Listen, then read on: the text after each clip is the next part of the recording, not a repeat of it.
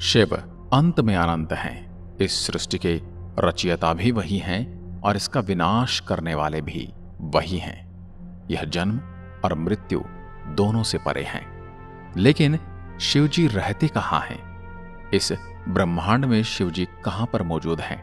वैसे तो कहा जाता है कि भगवान कण कण में मौजूद होते हैं, लेकिन फिर भी एक ऐसी निश्चित जगह तो होगी जहां पर सदाशिव मौजूद हैं।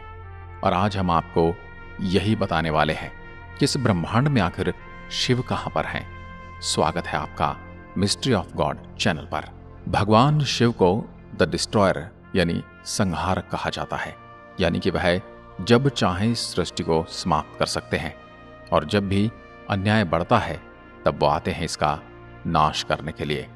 और इनके विनाशकारी शक्ति के सामने हर किसी को झुकना पड़ता है।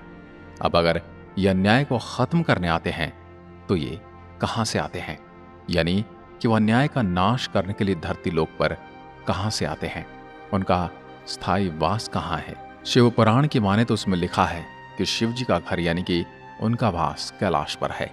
और यदि आप धरती पर मौजूद कैलाश पर्वत के बारे में सोच रहे हैं तो हम आपको बता दें, आप गलत हैं। कई वेदों में कहा गया है कि शिव जी का वो कैलाश वह धरती पर मौजूद कैलाश पर्वत नहीं है, बल्कि है कैलाश हमारी दुनिया से बाहर है।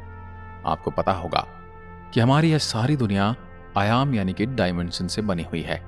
बिल्कुल उसी तरीके से शिव जी की भी दुनिया अलग है और यह एक अलग ही डायमेंशन में है, या फिर कहूं हमसे ऊपरी डायमेंशन में है, जिसकी वजह से हम वहां पर जाने की या फिर उसे देखने की सोच भी नहीं सकते।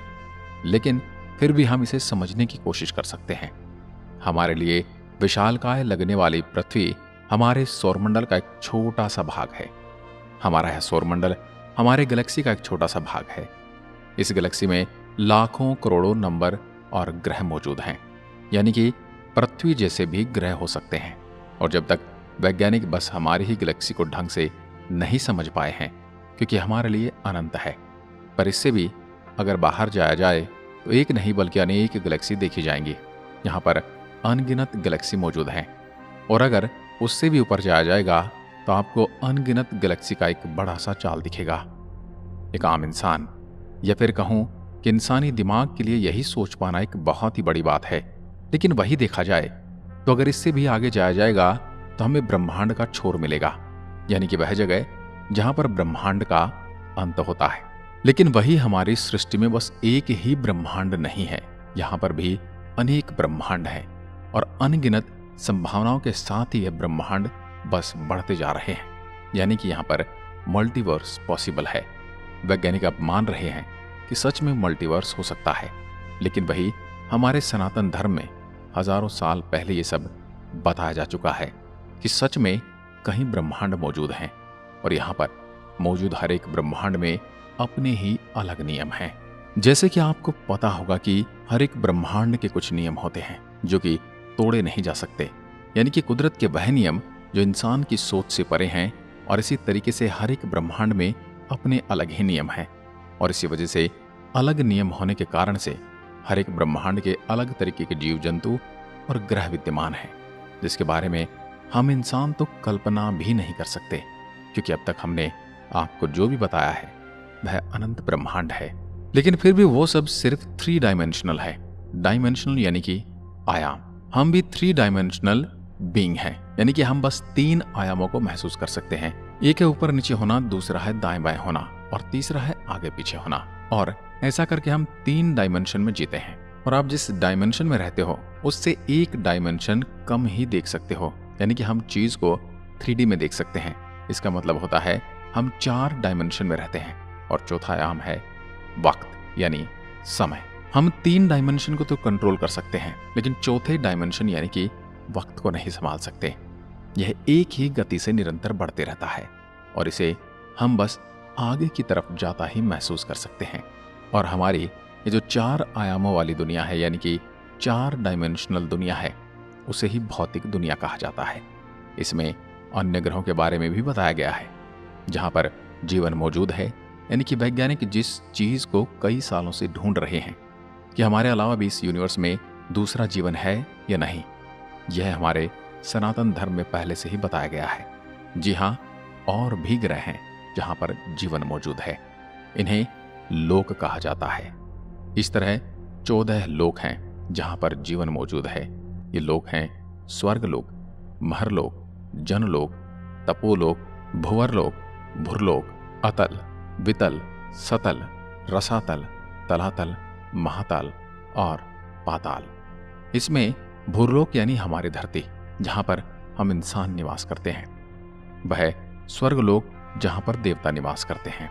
इसी तरह हर लोक में अलग तरह के जीव निवास करते हैं और यहाँ पर हर एक लोग अलग तरीके से काम करते हैं। जिस तरीके का नियम धरती पर लागू होता है, जरूरी नहीं कि वैसे ही नियम यहाँ भी लागू हों। यहाँ पर रहने वाले लोग, जीव, धरती के लिए मायावी हो सकते हैं, तो कुछ हमसे कई गुना ज्यादा ताकतवर या होशियार। लेकिन खास बात तो ये है कि सब भौतिक आयाम में ही निवास करते हैं, यानी कि 4 डायमेंशन में, और इसलिए कुछ नियम हैं जो सब पर एक जैसे लागू होते हैं। जैसे कि समय हम 4थे आयाम तक जान चुके हैं, और इस तरह 5वें आयाम में ब्रह्मलोक आता है जहां पर ब्रह्म निवास करते हैं। हर ब्रह्मांड का जुड़ाव ब्रह्मा से है, और 5वें आयाम में ही असली मल्टीवर यानी कि कई ब्रह्मांड और कई ब्रह्मा हैं। यहीं पर हर ब्रह्मांड से एक ब्रह्मांड का जन्म होता है। आपको बिग बैंग के बारे में तो पता ही होगा। जिसे हम अपने ब्रह्मांड का जन्म कहते हैं, उसे ही ब्रह्म का जन्म भी कहा जा सकता है। यहाँ पर समय की दिशा भी अलग है, क्योंकि ये हमारे भौतिक आयाम से बाहर है। यहाँ पर रहने वाले ब्रह्मा 4 आयामों पर अपना कब्जा कर पाते हैं और अपने मन मुताबिक 4 आयाम को ढाल सकते हैं। इसके बाद है 6ठा आयाम, जहाँ पर निवास करते हैं महाविष्णु, और महाविष्णु के भी 3 भाग हैं, जो है महाविष्णु, गर्भोदक्षयी विष्णु और श्रीदोक्षयी विष्णु।